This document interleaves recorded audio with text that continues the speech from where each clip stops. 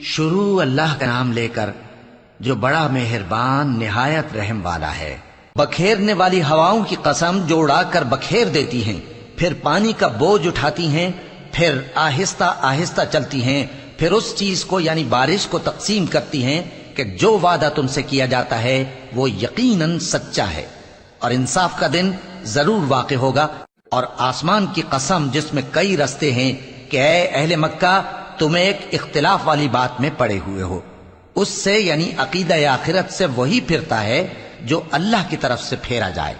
اٹکل دوڑانے والے ہلاک ہوں جو بے خبری میں بھولے ہوئے ہیں، پوچھتے ہیں کہ جزا کا دن کب ہوگا؟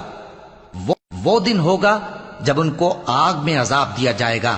اب اپنی شرارت کا مزہ چکھو، یہ وہی ہے جس کے لیے تم جلدی مچایا کرتے تھے۔ بے شک پرہیزگار بہشتوں اور چشموں میں ہوں گے، اور جو نعمتیں ان کا پروردگار انہیں دیتا ہوگا انہیں لے رہے ہوں گے۔ بے شک وہ اس سے پہلے نیکیاں کرتے تھے، رات کے تھوڑے سے حصے میں سوتے تھے اور صبح کے اوقات میں بخشش مانگا کرتے تھے، اور ان کے مال میں مانگنے والوں اور نہ مانگنے والوں دونوں کا حق ہوتا ہے۔ اور یقین کرنے والوں کے لیے زمین میں بہت سی نشانیاں ہیں اور خود تمہاری جانوں میں، تو کیا تم دیکھتے نہیں؟ اور تمہارا رزق اور جس چیز کا تم سے وعدہ کیا جاتا ہے آسمان میں ہے، تو آسمان اور زمین کے مالک کی قسم یہ اسی طرح قابل یقین ہے جس طرح تم بات کرتے ہو۔ اے نبی، کیا تمہارے پاس ابراہیم کے معزز مہمانوں کی خبر پہنچی ہے؟ جب وہ ان کے پاس آئے تو سلام کہا، انہوں نے بھی جواب میں سلام کہا۔ دیکھا تو ایسے لوگ کہ نہ جان نہ پہچان۔ پھر وہ اپنے گھر جا کر ایک بھنا ہوا موٹا بچڑا لائے اور کھانے کے لیے ان کے آگے رکھ دیا۔ کہنے لگے کہ آپ تناول کیوں نہیں فرماتے؟ اور ان سے خوف محسوس کیا۔ انہوں نے کہا کہ خوف نہ کیجے، اور ان کو ایک دانش مند لڑکے کی بشارت سنائی۔ تو ابراہیم کی بیوی چلاتی آئیں اور اپنا منہ پیٹ کر کہنے لگیں کہ ایک تو میں بڑھیا، اوپر سے بانجھ۔ انہوں نے کہا تمہارے پروردگار نے یوں ہی فرمایا ہے، وہ بے شک صاحب حکمت ہے، خبردار ہے۔ ابراہیم نے کہا کہ فرشتوں، اب تمہارا اصل کام کیا ہے؟ انہوں نے کہا کہ ہم گناہگاروں کی طرف بھیجے گئے ہیں تاکہ ان پر گارے کی پتھریاں برسائیں جن پر حد سے بڑھ جانے والوں کے لیے تمہارے پروردگار کے ہاں سے نشان کر دیے گئے ہیں۔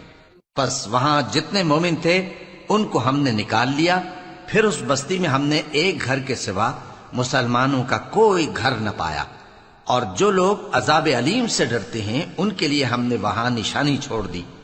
اور موسیٰ کے حال میں بھی نشانی ہے، جب ہم نے ان کو فرعون کی طرف کھلا ہوا معجزہ دے کر بھیجا تو اس نے اپنی قوت کے گھمنڈ پر منہ موڑ لیا اور کہنے لگا یہ تو جادوگر ہے یا دیوانہ۔ تو ہم نے اس کو اور اس کے لشکروں کو پکڑ لیا اور ان کو سمندر میں پھینک دیا، اور وہ کام ہی قابل ملامت کرتا تھا۔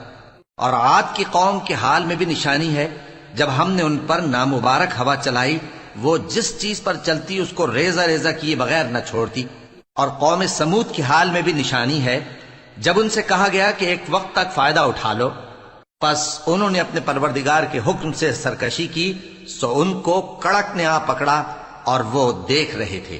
پھر وہ نہ تو کھڑے رہنے کی طاقت رکھتے تھے اور نہ مقابلہ کر سکتے تھے، اور اس سے پہلے ہم نوح کی قوم کو ہلاک کر چکے تھے۔